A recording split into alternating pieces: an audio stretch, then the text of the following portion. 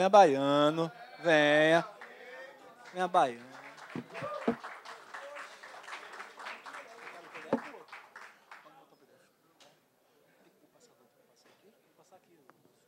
Oxente, bichinho, por que essa zoada toda?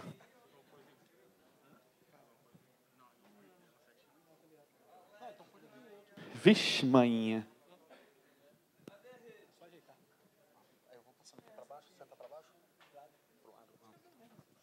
Boa noite, galera. Eu sei que já deve estar todo mundo meio cansado, já com sono, rolou alguns atrasos e tal. Eu mesmo estava quase dormindo ali. Então, vou tentar fazer uma parada que chame um pouco a atenção de vocês para ninguém dormir durante a minha palestra, que é foda, né? Primeiro, eu queria perguntar, alguém aqui sabe o que é Git, Composer, usa e tal? Tá. Meu nome é Léo Baiano, para quem não me conhece. Nos slides aí tem os links onde vocês podem ver um pouco mais sobre mim. Resolvi colocar o meu profile lá do WordPress. Já estamos no evento de WordPress, então nada mais justo. Ainda mais que agora a página ficou bonitinha lá, tem os badges e tal. Eu ganhei um badge de palestrante por estar aqui no Rio. Na verdade, só vim por isso, sacou? Que eu adoro badge. Mas, assim, eu botei o GitHub lá, que tem alguns projetos meus, se vocês quiserem contribuir e tal. O Valério, por exemplo, deu uma força grande aí, um plugin que eu desenvolvi para WordPress e está colado.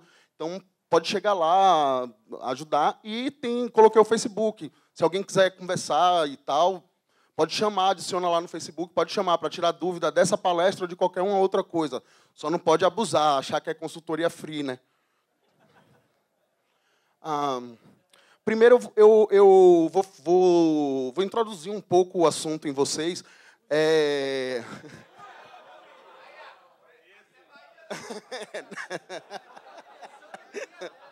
Tem gaúcho aqui? Em todas as áreas de atuação, o trabalho em equipe é bastante importante. Na área de desenvolvimento web não seria diferente. A gente precisa trabalhar muito em equipe. Eu não sei como é em todos os lugares. Eu trabalho em agência digital já há uns 7 anos, mais ou menos. E em agência digital, a equipe é dividida mais ou menos. Tem lá a pessoa de atendimento, que é aquela pessoa que fala com o cliente, pega escopo e tal. O gerente de projeto, quando o orçamento da empresa permite. Se não, dá uma improvisada, atendimento faz os dois trabalhos, bem ou mal, sei lá. E aí, na equipe de produção, a gente tem o cara da criação, que cuida do layout, e na equipe de produção, a gente precisaria, no mínimo, de um cara front-end, que é o cara que vai montar o HTML, o JS, CSS, e o cara do back-end, que é o cara que, trazendo para o mundo do WordPress, seria o cara que faria o tema, que colocaria lá os loops do WordPress e tal, faria toda essa personalização. Então, assim, é mais ou menos essa a estrutura. Eu vou falar mais da equipe de produção, que é quando não interessa a gente falar aqui de atendimento e tal. Tem funcionado bacana, essa estrutura funciona. O cara lá de front-end faz o trabalho dele, passa para o programador pega os HTMLs e tal. Tá, funciona, mas traz uma série de problemas. Traz uma série de problemas se você trabalhar simplesmente assim. O cara pegou o layout, montou o HTML e passa para você. Um dos problemas que eu posso citar, tá, de repente o cara pegou lá todas as telas do PSD, ele começou a montar o HTML e fez a home, por exemplo. O programador não vai ficar esperando ele terminar todas as páginas, todos os HTMLs, para fazer a homologação disso, para depois o programador pegar e começar o tema. Então, normalmente, o programador vai lá, pega a página inicial do projeto e começa a trabalhar, enquanto o front-end está desenvolvendo as internas. Aí, vamos lá, vamos dizer que o cara chamou alguns arquivos lá, JS, para home. Tá, você montou lá bonitinho, no WordPress você não vai chamar, você vai mudar, você vai carregar os arquivos JS, CSS no Functions. Você montou lá a lista lá. Aí na página interna o cara inseriu mais um CSS. Só que ele passa aquele HTML cru lá, e aí você vai ter que olhar uma lista e ficar conferindo para ver se entrou um novo. Toda a página nova que ele jogar lá, você vai fazer essa conferência, já fica meio ruim. Um outro problema é quando o projeto já passa para... já está num ambiente até de homologação, por exemplo, você está lá fazendo o seu trabalho, tal, fez uma modificação lá, e uma outra pessoa da equipe precisa fazer um outro trabalho. Aí o cara tem que entrar no FTP, baixar o arquivo, faz o trabalho dele, sobe de novo. Aí eu vou precisar trabalhar, vou lá, baixo o arquivo, faço a modificação, subo novamente. Isso se torna um processo chato e que gera problemas do tipo, já aconteceu em casos onde o front-end ele precisava desenvolver um módulo na página de notícias. Ele precisava modificar alguma coisa na página de notícias. Ele baixou lá. O gerente de projeto saiu passando o ticket na doida e aí ele passou para o programador uma modificação também na página de notícias. Tá, o front-end baixou, começou a trabalhar. 5 minutos depois, o back-end vai lá, baixa o arquivo, começa a trabalhar também. Tá? O front-end subiu o arquivo dele, que ele está achando que é a última versão, está tudo rolando, tudo bonito, mas quando o programador terminar e subir o dele, não vai ter as alterações do cara. Então vai sobrescrever. E isso dá a maior merda. Eu já trabalhei em uma equipe um pouco maior, que a galera estava lá trabalhando, e aí alguém gritava de lá, ó, estou trabalhando no style.css, viu, galera? Ninguém pega. Aí o outro já gritava, ó, eu vou trabalhar no Functions, pedi primeiro, hein? É eu. E isso é foda, meu. Já pensou, você chega para trabalhar, abre lá o seu sistema de demandas, e aí você olha, porra, eu tenho que trabalhar na página de notícias, mas tem demandas para outras pessoas lá, eu quero adiantar meu lado. Notícias é meu, eu pedi primeiro e vou começar a trabalhar. Esse é um dos problemas que a gente tem quando a gente faz um trabalho sem uma metodologia. Então, aí é que entra o Git na história. O Git ele é um sistema que faz controle de versão de arquivos. Então, basicamente, a gente resolve um pouco desse problema de sobrescrever arquivos, entre outras possibilidades que o Git gera, que você tem lá uma versão de tudo, se der merda, você pode voltar um commit e tal.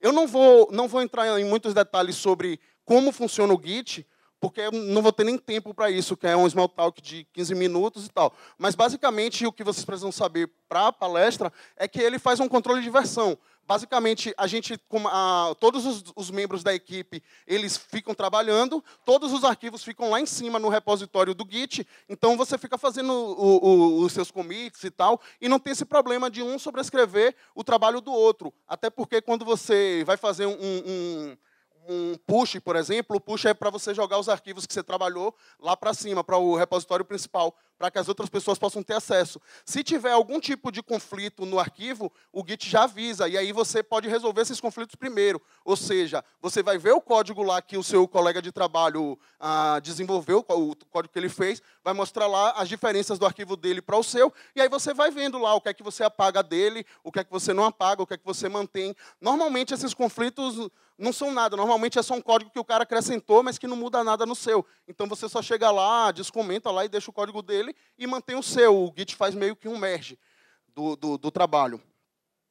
E o Composer, ele serve para controlar, para gerenciar as dependências. A Michelle falou um pouco dele. Basicamente, o que ele faz é, normalmente a gente usa diversos plugins. No WordPress, por exemplo, tem vários plugins que são padrão. O Jetpack, que o Valério falou, tem o ACF, que foi falado aqui mais cedo também. São plugins que você usa em quase todos os projetos. Então, você pode utilizar o Composer para gerenciar essas dependências lá. Você faz um composer.json, que é o arquivo dele lá. Lista quais são os plugins que você vai utilizar. E aí, você só dá um Composer Update, que automaticamente ele baixa todos aqueles arquivos e larga lá para você, com a última versão que está lá no servidor. E a minha ideia nessa palestra é apresentar um ambiente de desenvolvimento que resolve os problemas que eu falei no começo, utilizando o Git e o Composer. A primeira tentativa que eu tive de montar esse ambiente, eu criei ali, eu tenho uma pasta projeto, e aí vem DB, que é onde eu normalmente guardo os backups do banco, uma pasta de docs, que é onde guarda aquela porra toda que chega do atendimento, tipo briefing, escopo, um monte de porra lá, que eu nem leio todos. Aí, a pasta de HTML, que é onde o front-end botava os arquivos dele e tal, layout, que é fontes, PSD e tal. Isso tudo aí, nada disso eu versiono lá no repositório. Isso aí é o meu material para trabalhar, ele só fica na minha máquina, ele não sobe para o Git, nesse ambiente que eu montei. E aí eu criava um diretório lá chamado web, e um diretório WordPress, é onde vai todo o trabalho do WordPress. E aí aquele arquivo ali, o .gitignore lá, ele é um arquivo do Git, onde você define quais diretórios você quer que o Git ignore, que ele não vai versionar. No caso, quando eu pedir para o Git fazer uma atualização para atualizar no repositório online, ele vai ler todos os arquivos que estão lá na pasta, com exceção dos arquivos que eu listar. Ou seja, aquela pasta DB, docs, HTML, layout, nada disso precisa estar lá no repositório. Então, eu jogo tudo isso no Git ignore. Mas aí eu ainda tinha um problema com essa estrutura. O problema era o HTML estar separado. Fica meio chato o front-end fazendo o trabalho lá de HTML, aí ele vai jogando na pasta, e aí eu vou pegando aquilo e vou jogando para o meu tema. É um pouco complicado, até porque quando rola qualquer alteração, tipo, sei lá, o cara tem 30 páginas lá, e aí ele fez uma alteração lá na página de produtos, que tem 1 milhão de linhas. E aí, tá, Léo, precisa atualizar aí a página de produto, que eu fiz uma atualização. Eu vou ter que pegar o HTML dele inteiro para adivinhar onde é que ele fez a porra da alteração, sabe? Com o Git eu ainda consigo ver, comparar de um commit para o outro, e ele mostra mais ou menos a linha do cara. Mas ainda não era um modelo ideal para mim, ainda gerava alguns problemas. E aí foi que eu pensei no ambiente de desenvolvimento, a versão 2.0, que eu chamo. O Composer eu incluí nessa segunda versão, e ali está 3 pontinhos lá em cima, continua todas as minhas pastas que tinham, tá? Incluí o Composer e conversei com o front-end e falei, cara, vai fazer a parada já como um tema WordPress, não vai ter pasta HTML, a gente já vai criar o tema e você vai fazer essa porra já como tema WordPress. Aí ele, mas como é que faz isso, como é que faz aquilo? Eu falei, não, eu vou te ajudar na divisão, porque se o cara não tiver noção nenhuma de programação, ele não sabe fazer as divisões de arquivo que o WordPress precisa, tipo, separar o header, o footer e tal. E uma tagzinha para se ele quisesse chamar alguma imagem, que é a tag do WordPress que aponta para a pasta do tema. E aí, para chamar a imagem, ele não pode colocar o caminho relativo, ele tem que chamar esse código para apontar para o caminho absoluto e tal. E aí, a gente trocou uma ideia, não foi nada muito complicado. Tá? Eu achei que precisaria, mas a gente não precisou resolver na mão. Deu para resolver só na conversa mesmo. Então, houveram, claro, alguns momentos de atrito, de falar alto e tal, e de que eu achei que realmente teria um problema mais complicado, mas no final das contas deu tudo certo. Eu fiquei 1 mês trabalhando de olho aqui, claro, ele senta do meu lado, eu não sei o que pode vir de lá para cá. Mas então, cheguei nessa estrutura daí, e se vocês perceberem ali na minha estrutura, meio que proposital, eu coloquei uma pasta do WordPress, uma pasta embaixo chamada WP Content, e um config.php. Isso não é padrão do WordPress. O que é que eu fiz ali para facilitar a minha vida? No repositório do Git, eu não preciso jogar o core do WordPress lá. Eu não preciso estar versionando ele completo. Porque é o WordPress, cara. Quando eu precisar atualizar, eu vou lá e atualizo logo no ambiente e tal. Então, o que eu preciso versionar, de fato, são os temas, e os temas... os plugins, algumas pessoas também não versionam plugin, não gostam, só versionam o tema mesmo e tal. E eu, no meu caso, eu versiono o tema, plugin e a pasta de uploads. Por que eu versiono esses 3? Eu trabalho com 3 ambientes de desenvolvimento, que é o meu ambiente local, a máquina local que todos os desenvolvedores trabalham, um endereço no servidor da empresa, que a gente chama de ambiente de homologação, que é onde a gente coloca lá tudo certinho para o cliente poder homologar antes da gente subir para a produção, e o endereço final, que é o endereço do cliente. Então, assim, se o cliente está lá trabalhando na produção e aí ele inseriu uma imagem em um post, essa imagem ficou meio que desconfigurada, ela não alinhou certinha e tal. E aí vem para a gente desenvolver. Eu tenho essa pasta de uploads dele versionada no repositório. Quando eu copiar o repositório todo, ele vai me trazer essa imagem. Se eu não tivesse a pasta de uploads, eu teria que inserir uma imagem no meu ambiente local, pelo gerenciador, e as bases de dados já não ficariam sincronizadas. Dessa forma, versionando a pasta de imagens, eu consigo ter um ambiente igualzinho na minha máquina local, no servidor de homologação e no servidor de produção. É tudo igual, até conteúdo. E aí vocês podem perguntar, mas e isso você vai ficar toda hora fazendo uma busca e substituição da URL, porque o que eu faço? Eu faço um dump do banco de produção, e esse banco eu importo na minha máquina local, importo no homologação, sabe? A URL está lá. E aí, tipo, eu vou ficar fazendo toda hora que eu puxar o banco de lá, eu mando buscar e trocar o URL, como o Rodrigo Primo falou, que tem aquele script lá do wcli. Nesse caso, eu não faço isso. Eu utilizo... O WordPress tem... primeiro, para você poder trabalhar com o diretório WP Content fora do local, pode ser até outro nome, não precisa necessariamente ser WP Content. Você pode chamar do nome que quiser. Você tem aquelas constantes ali do WordPress, onde você define, você diz para o WordPress qual é a pasta de conteúdo e qual que é a pasta de plugin. Então, eu coloco lá no caminho dele que a pasta da WP Content ela não está dentro do WordPress, ela não está ali junto com aquela estrutura, ela está lá fora. E aí ele funciona numa boa. E para as URLs, eu uso, no wp-config, eu uso essas duas constantes, WP Site URL e WP Home. Aí eu jogo lá aquela variável ali do PHP, aquela global lá, ela me traz a URL que está sendo do site que está sendo acessado.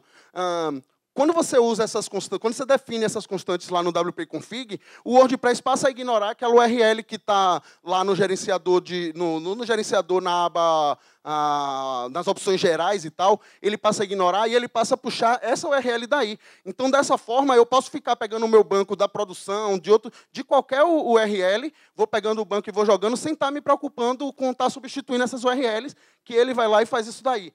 É claro que, no final, é uma boa prática você chegar na produção e mudar a porra toda para não dar um pau lá na frente. Mas, se você utilizar essas duas constantes aí, lá você não passa esse aperto de ter que ficar toda hora trocando as URLs lá no banco. Então, assim, minha estrutura no WordPress, meu ambiente, ficou mais ou menos nessa pegada. Eu tiro a pasta WP Content dele, do WordPress, tenho uma pasta lá do WordPress e tal, uso o Git para versionar e o Compose é para trazer todos os plugins. Então, no início do meu projeto lá, já gera essa pasta. E aí, dessa forma, eu consigo trabalhar lá em casa, consigo trabalhar na empresa, consigo trabalhar no ambiente de homologação. Os meus colegas de trabalho conseguem trabalhar também aonde for. E a gente só precisa, para começar a trabalhar e ter um clone fiel do que está na produção, a gente só precisa baixar tudo do repositório e fazer com Git mesmo, lá é só um Git pull, ele baixa tudo para a sua máquina e pegar o dump, a última versão do banco que está em produção e importar na nossa base de dados. Eu posso mandar para quem tiver interesse e tal nesse ambiente. Eu queria trazer um exemplo de como fica o compose.json, um exemplo de como montar o git ignore e tal. Só que não daria tempo para descrever muito, mas vocês podem pegar meu contato e tal, quem tiver interesse, manda e-mail ou pode me chamar no Facebook e tal, que não tem grilo, não. Já foi. A galera fala que um desses daí era boiola, sabe? É isso que eu ia dizer, cara. Pela foto... Sei lá, aí, mas tem gente que diz, mas são crianças é assexuada, sei lá. Mas você vê, quando é criança, você vê que já tem... Pegada, né, cara? O verdinho ali é gaúcho, cara.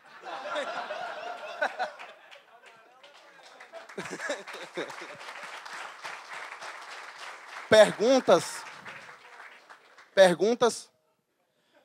Amigos, temos 2 minutos para perguntas. Tá, uma perguntinha. Você falou a respeito dos ambientes eles estarem igualados, e só teve um ponto que eu não entendi bem, que era você falando do cliente fazendo o upload do arquivo, está fazendo o upload no editor do WordPress, vocês conseguem recuperar isso. Assim, eu só não consegui entender, porque o processo do Git, para você poder incluir o arquivo no repositório, você tem que dar, né, um git add, o commit, para depois eu conseguir pegar num pool. Como é que vocês conseguiram fazer o sincronismo do cliente sobe no servidor e conseguir puxar esse arquivo para vocês? Boa. Esse caso não rola para todos os clientes. A gente termina tendo que fazer um processo manual, baixar a pasta para nossa máquina e da nossa máquina fazer. Mas nos clientes que a gente tem, tem clientes que tem servidor dedicado, a gente joga o Git lá, sacou? No servidor. Então a gente faz o commit do servidor do cliente.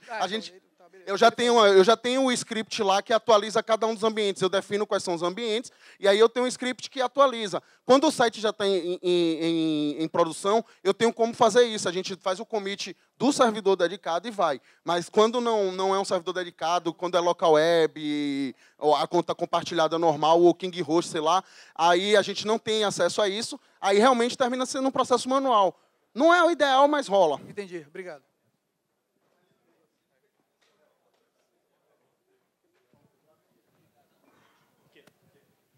Alô? Ô, Léo, sobre o Composer, dá para você dar mais detalhes? Qual é realmente o papel dele nessa história? O Git ficou tranquilo. O Composer ele é um gerenciador de dependências. O que seria isso? Eu escrevo um JSON dizendo qual que é o plugin, por exemplo, qual que é o caminho onde ele vai pegar e qual que é a versão. Então, eu faço uma lista com todos os plugins. Eu não preciso, quando eu for instalar o WordPress, eu não preciso chegar lá e ficar baixando todos os plugins, jogando no diretório e vou lá para ativar. Eu escrevo um JSON e mando ele baixar. E a grande vantagem disso, além de ter essa facilidade para a gente estar fazendo isso, ele controla a versão também. Se eu cadastrar, por exemplo, a maioria dos plugins, ele tem uma URL lá que é o nome do plugin, por exemplo. Então, se o plugin atualizou e eu jogo lá no Composer Update, ele vai lá no Git, verifica se tem atualização e traz para mim. Eu não preciso sair atualizando manualmente.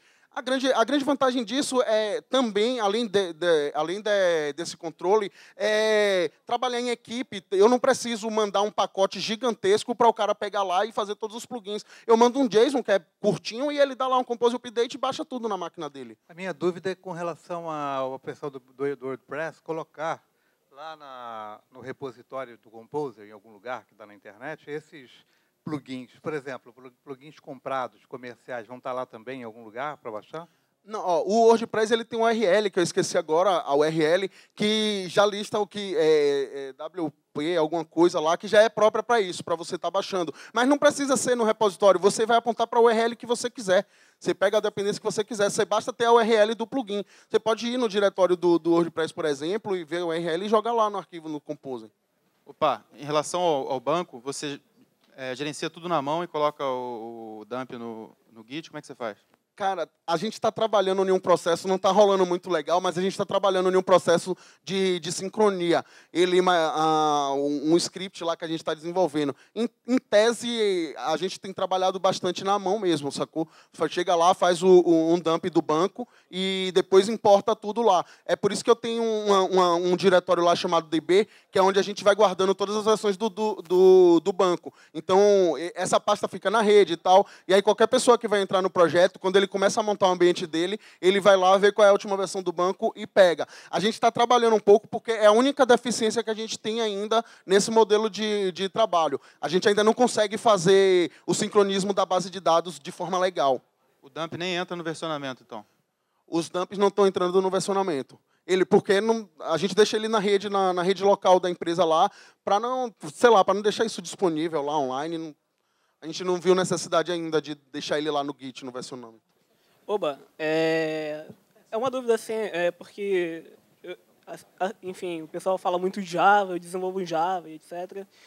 Mas PHP, assim, para mim, eu levo como um hobby, então não tenho essa estrutura que você tem de pastas, etc.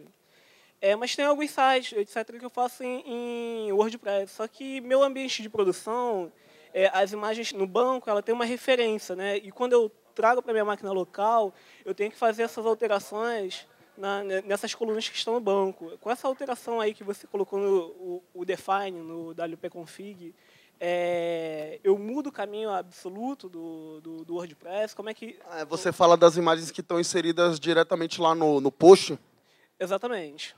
Cara, eu não vou te dar certeza se muda não, cara. Porque pensando logicamente, eu nunca tive problema, nunca deu merda, sacou? Sempre funcionou normalmente esse trabalho de migração. Então, eu nunca nem pensei nisso. Mas você falando e eu pensando aqui logicamente, talvez não mude, sei lá. Não, porque ele fica inserido no meio do conteúdo, essa URL, sacou? As outras URLs não, são URLs que ficam em campos da base de dados, onde parece que tem mais controle. Mas, assim, eu acho que eu posso fazer esse teste, mas eu acho que rola, cara. Por exemplo, uma URL uma imagem de tema. É, o WordPress não ia ter como adivinhar qual é a porra do caminho todo para mudar lá dentro, não tem como, dentro do post, né?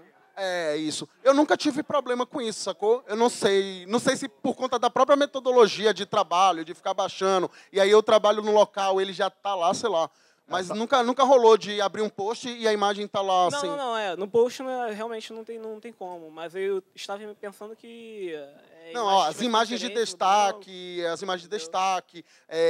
fazer o WordPress funcionar e tal, isso daí rola de boa. Tranquilo, valeu. Valeu, Léo.